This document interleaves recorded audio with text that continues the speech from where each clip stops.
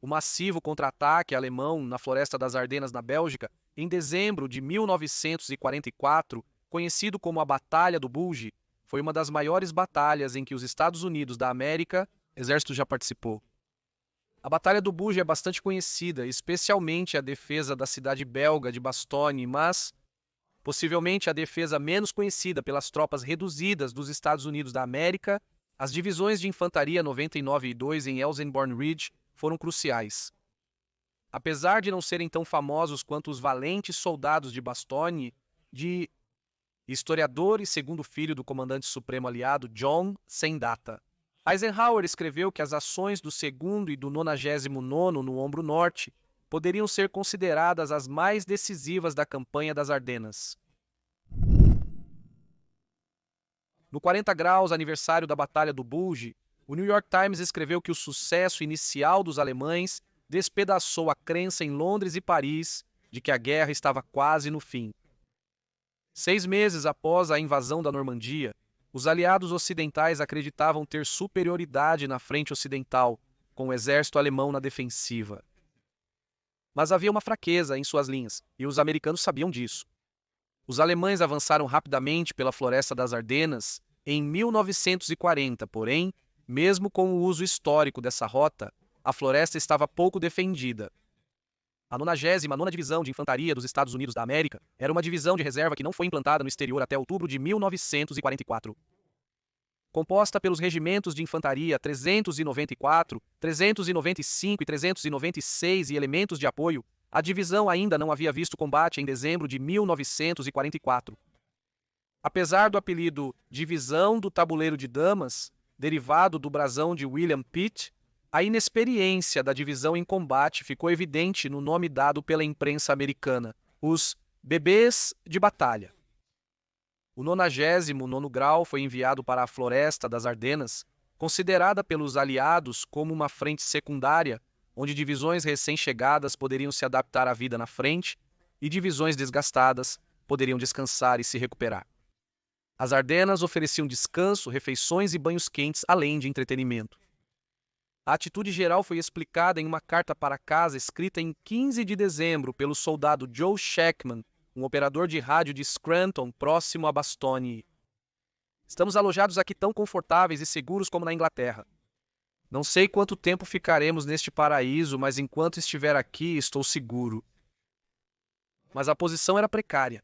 O 99º estava espalhado, com cada um de seus 3 regimentos defendendo quase 7 milhas de linha, uma extensão 3 a 4 vezes maior que a recomendada pelos manuais do Exército, segundo o tenente-coronel McClernand Butler, comandante do 395. A divisão estava tão dispersa que todos os 3 regimentos foram posicionados na linha, sem deixar reservas. O tenente-general Omar Bradley, comandante do 12º Grupo de Exército Americano, conhecia a fraqueza. No início de dezembro, o major-general Troy Middleton, comandante dos Estados Unidos da América, 8º Corpo expressou preocupação sobre a fragilidade da defesa na área. Bradley respondeu: "Não se preocupe, Troy, eles não passarão por aqui." Middleton respondeu: "Talvez não, Brad, mas eles já passaram por aqui várias vezes." O Times escreveu que, quando questionado sobre a fragilidade do desdobramento americano, Bradley disse que era um risco calculado. Você tem que pegá-los em guerra. Um oficial de sua equipe acrescentou que esses não são os alemães de 1940, mas Hitler tinha seus próprios planos. Os planos para um contra-ataque massivo no oeste vieram do próprio Hitler. O Führer revelou seus planos aos seus generais em setembro. O Times escreve, como muitos dos projetos de Hitler, a ofensiva das Ardenas era grandiosa em seus objetivos. O ditador nazista via a captura de Antuérpia, capaz de apoiar logisticamente ao menos 50 divisões aliadas em um ataque à Alemanha, como o principal objetivo. Ele também acreditava que, ao avançar entre o 12º Grupo de Exércitos americano, ao norte de Spa, e o 21º Grupo de Exércitos britânico, no norte da Bélgica e dos Países Baixos, colocaria os britânicos em uma situação militar intolerável. De costas para o mar e sem acesso a um grande porto, seriam obrigados a recuar pelo Mar do Norte até a Grã-Bretanha. Relatos apontam que vários generais tentaram convencer Hitler a desistir do plano, que movimentaria cerca de 400 mil soldados, 20 divisões, 3 grupos de exércitos, milhares de tanques, veículos blindados e mais de 4 mil peças de artilharia, principalmente da frente oriental contra os soviéticos. Reconhecendo a força aérea aliada, a ofensiva foi marcada para dezembro, esperando que o clima restringisse as operações aéreas. Era um risco enorme de homens e suprimentos e uma jogada desesperada. O marechal de campo Gerd von Rundstedt, no comando geral da frente ocidental, escreveu em suas ordens do dia: "Arriscamos tudo." O golpe mais severo da ofensiva mirou diretamente os bebês de batalha da 99ª Divisão. O extremo norte da batalha era crucial para o cronograma acelerado da ofensiva. O cronograma alemão dependia da velocidade para limitar a capacidade dos aliados de reforçar ou contra-atacar. O ombro noroeste, próximo à cidade montanhosa belga de Elsenborn, protegia rotas de viagem que a ofensiva deveria usar rumo a Antuérpia. Ademais, a rota continha grandes depósitos de suprimentos dos aliados, cujos recursos, sobretudo combustível, os alemães almejavam capturar para manter a ofensiva. Além disso, os alemães precisavam negar estradas e encruzilhadas aos aliados, limitando sua mobilidade e capacidade de resposta. O próprio Hitler escolheu suas unidades veteranas mais poderosas, e a prioridade de suprimento foi dada a elas. Os americanos desconheciam o que os aguardava. O Times escreveu: "Surpresa é a chave para o sucesso militar." Os alemães usaram isso magistralmente. Concentraram mais de 23 divisões perto da frente americana e reuniram os estoques necessários de munição e combustível sem serem detectados. Apesar de sua inexperiência, os homens do 99º, sob o comando do Major-General Walter E. Lauer, teve tempo para preparar fortes posições defensivas, incluindo pré-registro de artilharia, com coordenadas preparadas para atacar prováveis avenidas de ataque. Importante para a defesa era uma linha de crista, em forma de bumerangue, que se elevava cerca de 2.000 pés acima do nível do mar, chamada Elsenborn Ridge. O Museu Nacional da Segunda Guerra Mundial relata que às 5h30 um intenso bombardeio de artilharia alemã eclodiu em uma frente de 100 milhas. Na frente norte-americana, pesados projéteis de artilharia atingiram as posições da inexperiente 99ª Divisão de Infantaria.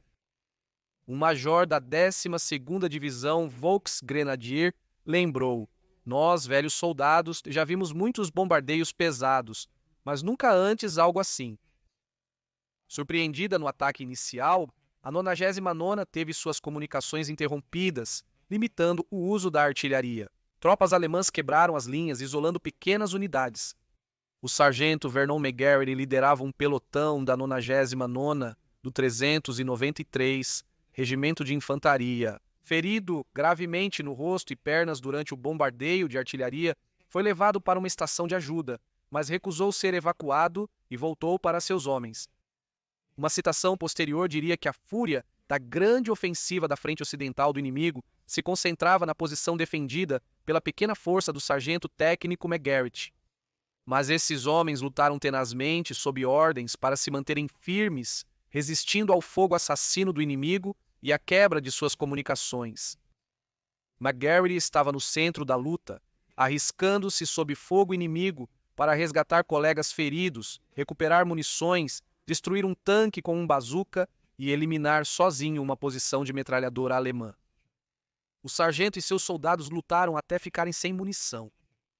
Os alemães capturaram os homens, mas McGarrett apoiou uma ação de atraso notável, proporcionando o tempo necessário para reunir reservas e formar uma linha que despedaçou o poder de ataque alemão. A valente resistência dos soldados do 99º foi marcante naquele dia. Superados em número por cerca de 8-1, embora forçados a recuar, a linha se manteve. McGarrett e seus homens foram capturados como prisioneiros de guerra e libertados em abril do ano seguinte. No ano seguinte, ele recebeu a Medalha de Honra. Outra resistência notável ocorreu perto da aldeia belga de Lanzerat.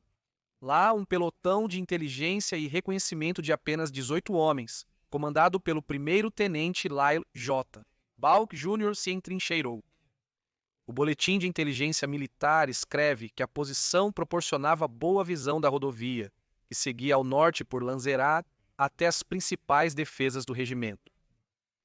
Mas a posição também estava na vital flanco do 99º. Eles ocuparam trincheiras previamente cavadas por outra unidade, tendo tempo para desenvolver uma forte posição defensiva com metralhadoras leves, médias e uma pesada calibre 50 montada em um jipe.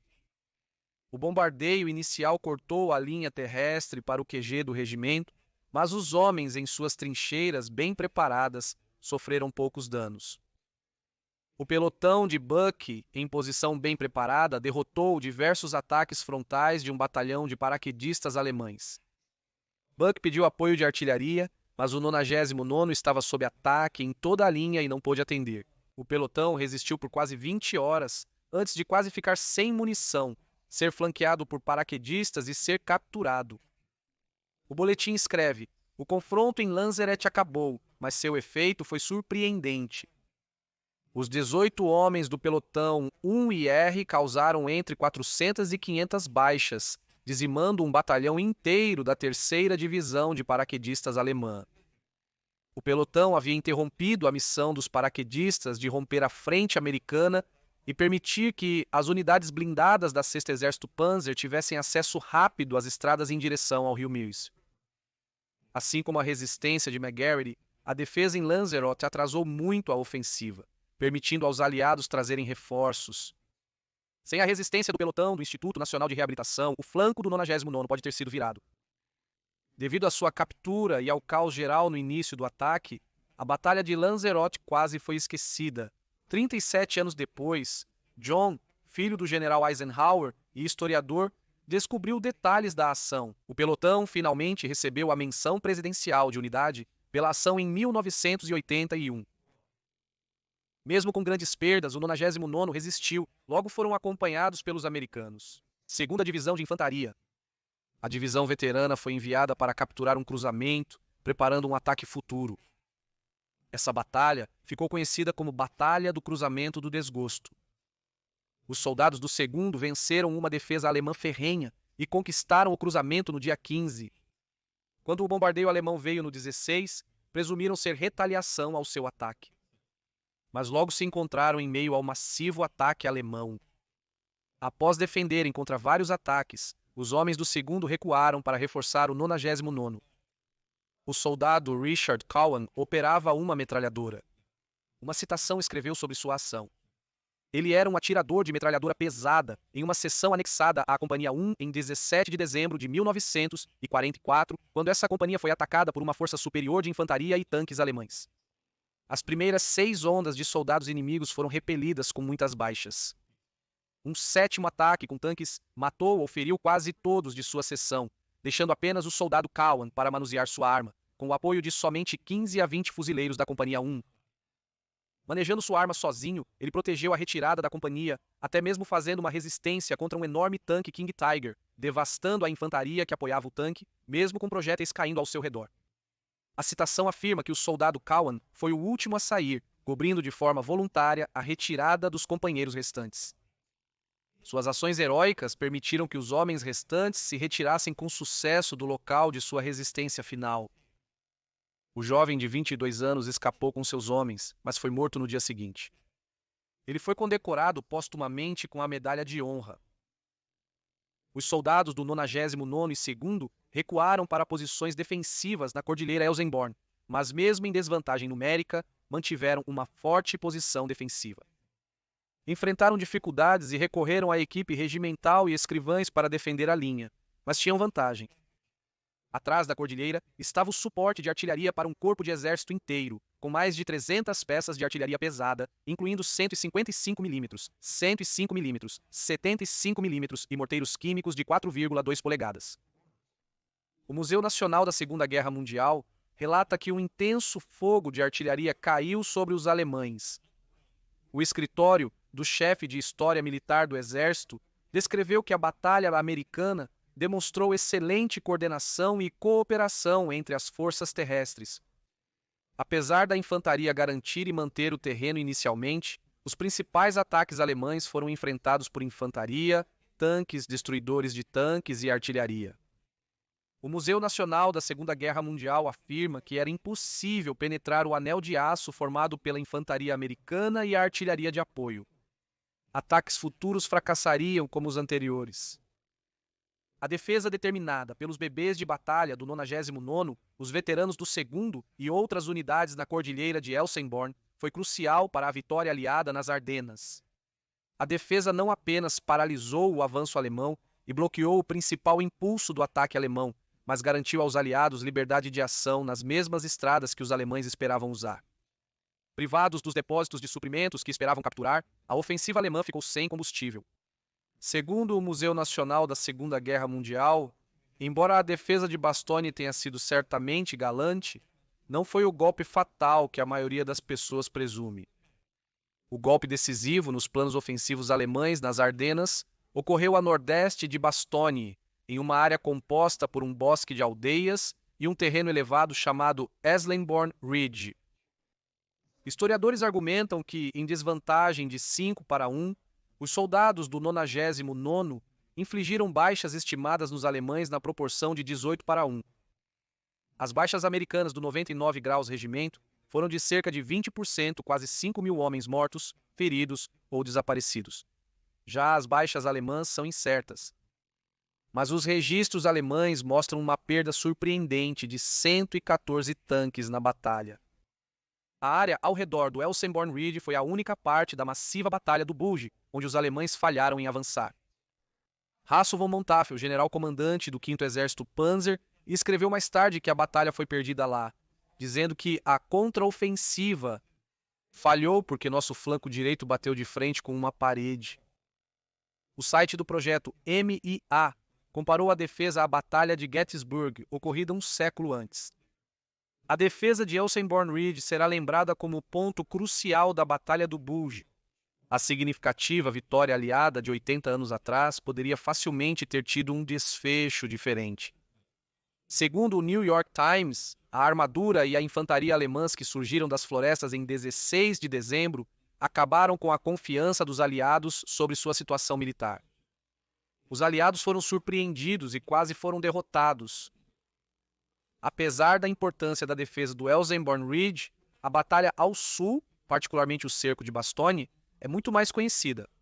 Bastogne havia sido designada para descanso e reorganização das tropas, atraindo muitos correspondentes de guerra aliados. Eles testemunharam uma batalha dramática, cuja importância se deu principalmente porque os alemães já haviam sido contidos ao norte. Os defensores de Elsenborn Ridge simplesmente tinham menos testemunhas, e ainda assim sua corajosa resistência merece ser lembrada. Esperamos que tenha gostado deste episódio do History Guy. Se sim, curta, inscreva-se e compartilhe com seus amigos. Se também acredita que a história merece ser lembrada, apoie o History Guy como membro no YouTube, em nossa comunidade ou no Patreon. Confira também nossa loja de mercadorias ou reserve uma mensagem especial do History Guy no Cameo.